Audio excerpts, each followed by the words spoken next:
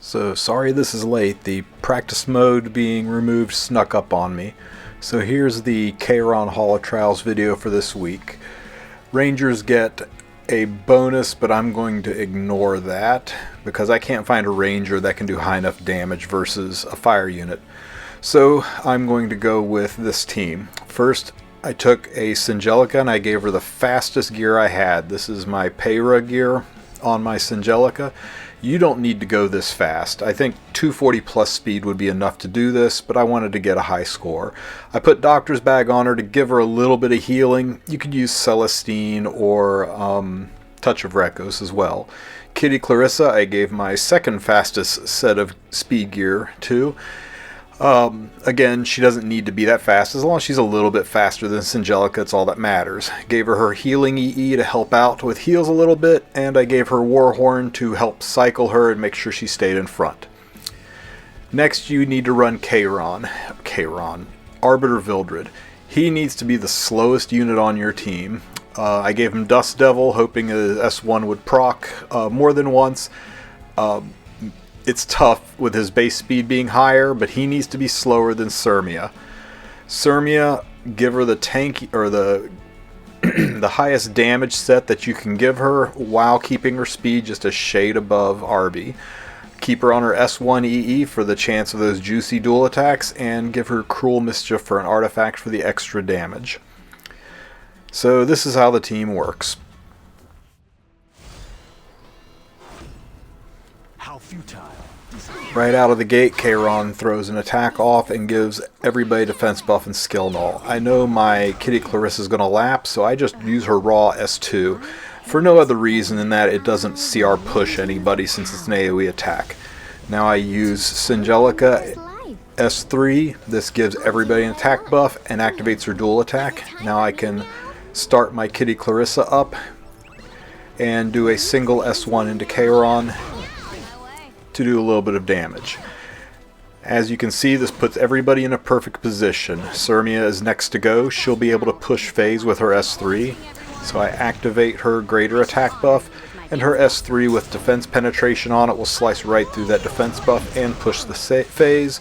This makes the first unit in line to do anything, Arbiter Vildred, who can blind. Now that we got the blind, we've got our 75% bonus to damage.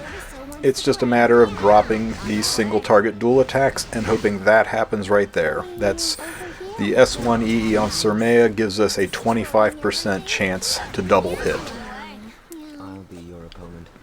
It would be nice if our S1 here proc Dust Devil, but it did not. And we have run out of gas on our dual attacks. I did get a lucky dual attack there after all.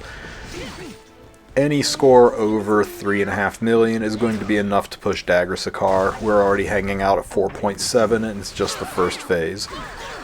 Now this is the tricky part, and the part that will probably take a few runs to get right.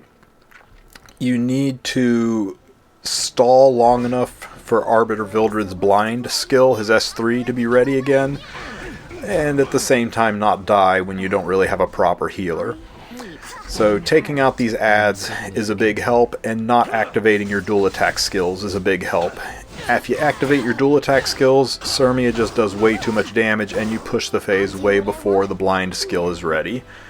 So try to stall as long as you can, just doing S1s to try to get Arbiter Vildred's S3 skill up and running. That stun seems like it's a little bit unfortunate, but actually it helped out. That's one less attack I have to worry about going into a dual attack and pushing phase too early. Of course, Kayron picks my weakest unit to drop his S3 into, so now I'm really hurting for health. But we've still got a long way to go, even with my health being so low. I gotta push it. I'm gonna go ahead and activate this skill to get the debuffs off of my units.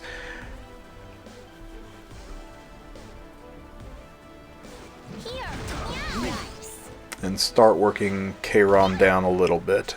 Please, don't talk to me. It's still too early to pop the S3. I've got 2 turns left. Shall we get going? It's actually a little bit easier if somebody kills Arbiter Vildred in this stage, because he will come back with his S3 ready to go. Unfortunately, nobody took a shot at Arbiter Vildred, and my Singelica is on death's door. Even though Arbiter Vildred has got one more turn left on his cooldown, I'm going to have to pop Singelica's S3 next round to keep her alive, I think. I'll go ahead and start working down the ads. It's just less damage to deal with. Getting hurt.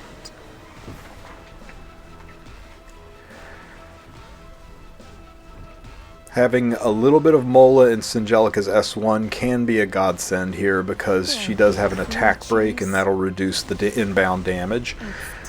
I went ahead and activated her S3 because I'm worried the next person that hits will take her out and I didn't want to repeat the run. So I got a little bit of a heal from those kills due to Singelica's passive, so that helped out a little bit. There's only so much you can do with healing on this because the stage has heals turned way down as one of the passives in here, so it's tricky to stay alive. Okay, well, I'm ready to push phase. Kayron, or Arbiter Vildred, is pretty close to going, so I should be able to go ahead and push this phase and get the blind skill up relatively early. The only negative thing about this is I don't really have Singelica doing dual attacks other than this one hit. So now my Singelica is pretty much wasted this entire round, and it's going to really lower my score. So it wasn't a very good introduction into this phase, but we're going to go ahead and push through with it. Activate Cermia's S2 and only use S1s inside of the break phase. Her S3's damage is only higher because it has defense penetration on it. In the break phase, the Kayron already has 0 defense, so the S3 really doesn't give you any damage whatsoever compared to the S1, and the S1 has that chance to double hit. I'll be your opponent. No Dust Devil on Arby, unfortunately, and I am out of attacks, but I'm also at 8 million, so there's our Dagger Sicar score. Now, they did change the Dagger Sicar conditions for completion. If you complete it, you now get a 1 million point bonus instead of just a 700k point bonus. So these 2 phases and die comps are probably going to be a thing of the past. Going to actual completion is really going to be where the points are at, and this team's got what it takes. Now you want to activate Kitty Clarissa and use her S2. While her Loveliness buff is activated, her S2 has a 100% chance to hit, and you really want to strip away those anti-crit buffs so that you can kill off the frontline bosses. The frontline mobs are very dangerous and you need to get rid of them quickly. Somehow my Cermia survived that S3 from Kayron, and I've taken out the bosses, and I'm in a good position to burst Kayron down now. Couple more dual attack activations like that and we'll be in real good shape to complete this fight. Okay, luckily he did not hit Cermia, so I think we're going to finish. Hey, there's the Dust Devil proc, and as you can see, the Dust Devil proc does have a pushback in it. Kayron does have a push up when he's hit, and the pushback helps counter that, so it gives you a little bit of more time in the fight. Now I can activate the S2. We're not in the break phase, so the S3 will do tremendous damage now that Kayron has defense, and that completes the fight. With the 1,000 point bonus, that's about a 9.4 million run. I could probably do this a few more times and get a much better introduction into Stage 2 for a better score, but that should do it for now. I hope you enjoyed this video.